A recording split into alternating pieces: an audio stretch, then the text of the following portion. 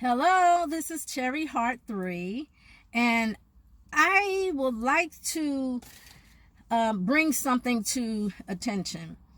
There has been a lot of people who had near-death experience, and a lot of the times they witness about hell, and then hell and heaven. But they also said that Jesus instructed them to say, when you get back, take care of the earth.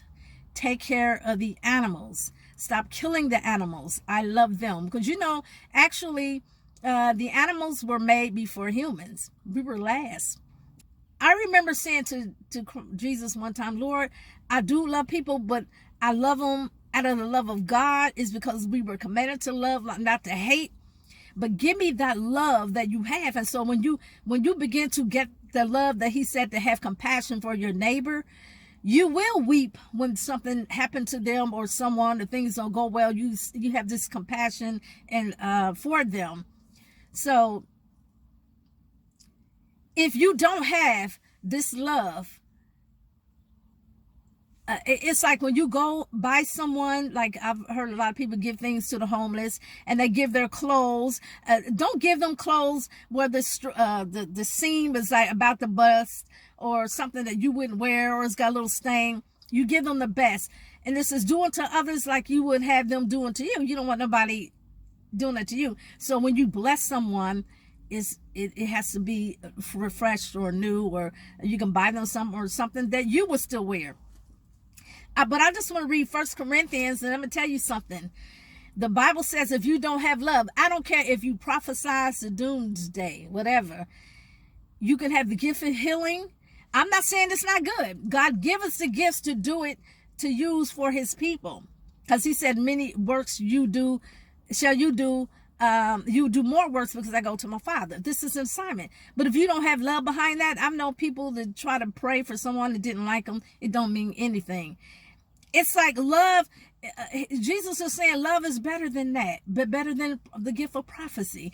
Look, though I speak with the tongues of men and of angels, though I speak in the language of angels, or the tongues of men, that's not like a heavenly tongue. The tongues of men is speaking the language of another foreign person can understand, and then they know that God is real, like they did on the day of Pentecost. Like, why do I hear them speaking our language? Egyptians and Persian, it was just naming all these countries. Though I speak with the tongues of men and of angels, heavenly, and have not love, have not charity, I am become as sounding brass, no sound, or a tingling cymbal. Just a tingling cymbal without the orchestra. It's not a harmony of things. And though I have the gift of prophecy and understand all mysteries, the revelation of the word, and all knowledge, and though I have all faith to move mountains, so that I can remove mountains, and have not charity, love, I'm nothing. So all these people saying, oh, I'm a prophet, that's the first top gift. No, it's not. The Bible never said that. And actually, when you go by they said the fivefold, it's not even first, but it's not about first. It's a self-same spirit. It just happened that somebody got to be first. I mean, somebody got to be mentioned first. It doesn't mean it's the top. There's no top gift in God. It's either you have the gift of prophecy or you don't. It's either you have a gift of healing or you don't. It's either you have a gift of tongues or you don't. And that's in there. It says, all don't prophesy. Are all teachers? No. Do all speak in tongues? No. But you can desire the best gift for your position, or the best gift. Not to saying that neither one is the best, but it's just saying for your situation. You can desire all gifts. And though I bestow all my goods to feed the poor. Is that important? Yes, it is. You have to feed the poor, because he says, if you haven't done it to them, you haven't done it to me. But it still don't mean nothing if it don't have love. It's counted for nothing. Isn't that something? When you think about it, it's like, but that's a good work, Lord. That's a hard work. We get out there and you witness to people and you feed the poor, you use your money.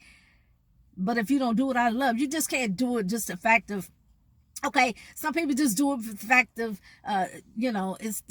it's the rule. But that's just like they say, paying your alms. I'm not talking about 10%, and I'm just saying giving alms or whatever you want to give a gift to help someone. If you give it grudgingly, it doesn't mean anything. So you still have to have some type of love. And if you're missing it, that's when you have to ask them. That's why the things that some of the men, some of the disciples asked Jesus, says, Lord, increase my faith, or whatever they're lacking in, you have to ask. And though I give my body to be burnt for Christ's sake, that is a big, that's something big, to give your life over to be burnt for Christ's sake, or to burn for someone else. But if you don't have love, all that you went through, the beating and stripes, getting beat down and stoned because you were a believer, don't mean nothing. Wow. It says, that's something. If it profit me nothing, charity suffered long. Hold up. Okay. Just charity suffered long and is kind. Charity envieth not. You have people jealous of one another, jealous of someone's gift when it all belongs to God. It don't belong to them. You can, it shouldn't be for you to have it to boast or say, hey, I got 4 different gifts. It's not about you. He give it to you for them. You're okay. If you're able to have the gift of healing and everything, then you should be okay. Help others.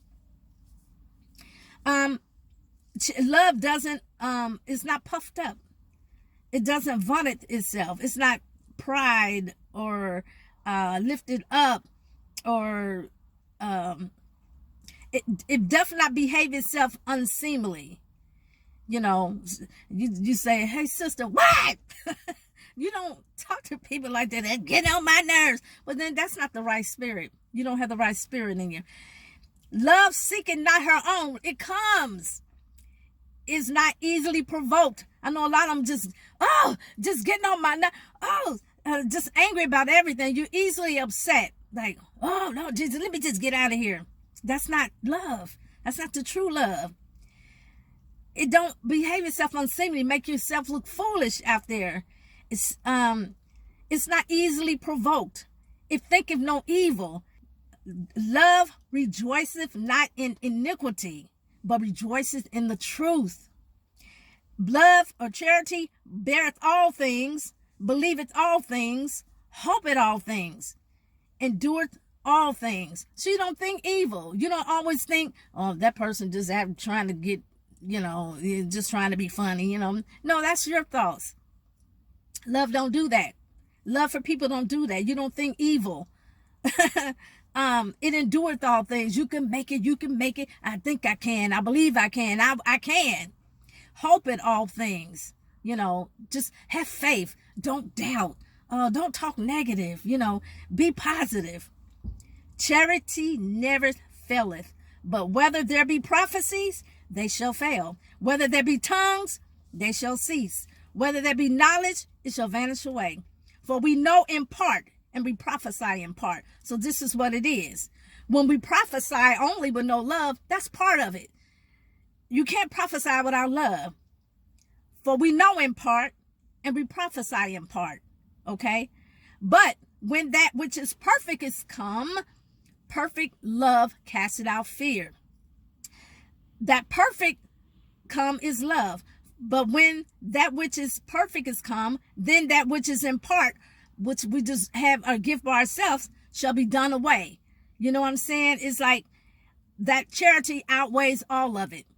You have part of it because you operate in the gifts, but you don't have love. But when you have love, it conquers all of that. When I was a child, I spake as a child, I understood as a child, and I thought as a child. But when I became a man, I put away childish things. Things change. When we do that in part, we did part as a child. But then there's a part when you become an adult and you learn things, and it puts away your childish, you become a man or you become a woman, so you're not a child anymore. You don't think like a little girl. You don't think like a little man. When you think like a little child, that's in part, because part of it when we grow up. But when you become an adult, you put away childish things. Same thing for this. For now we see through a glass darkly, because we don't have everything. We see it, each other, but you don't see the whole of us, the brightness. But then face to face. Now I know in part that I have to have love and the gift, but then, and the things that you do, but then shall I know, even as also I am known. And now abideth faith, hope, charity. These three, but the greatest of these is charity. And we are set out to love.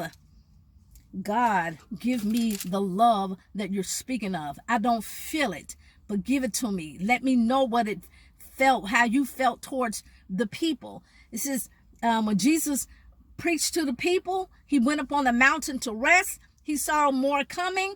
He looked down and he had compassion. And it caused him to come back down and preach again on top of him being tired, because love will keep you concerned. He was concerned. All he wanted for Israel or the whole world is to come to him, to know. When he first came into Jerusalem, he wept because he said, if you only knew what you can have. Look at this place. Look at your unbelief, So he wept over the city. So he came to teach them.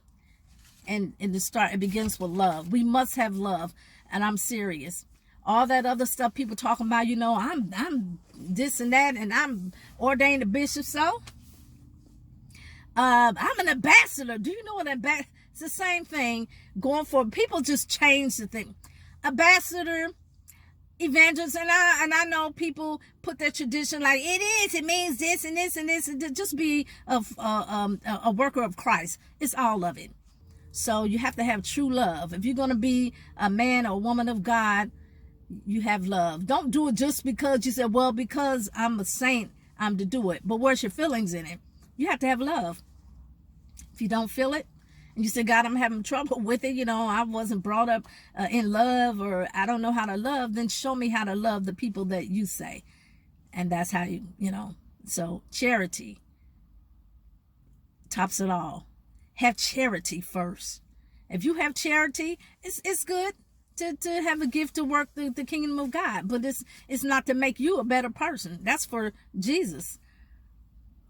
You don't even have to have none of those gifts. Let's say you don't have none of it. God chooses who he wants for, severally, as he will, according to the type of heart you have and how he made you. He wants you to do this or that. But let's say you don't, and you show that love, that's more than all of it. And the books will be open. Because when you love people, you're going to do something regardless. And you can say, oh, I just love you. You know what? Here, do that. You're going to do something. Love is going to make you do something. So love, and then the gifts.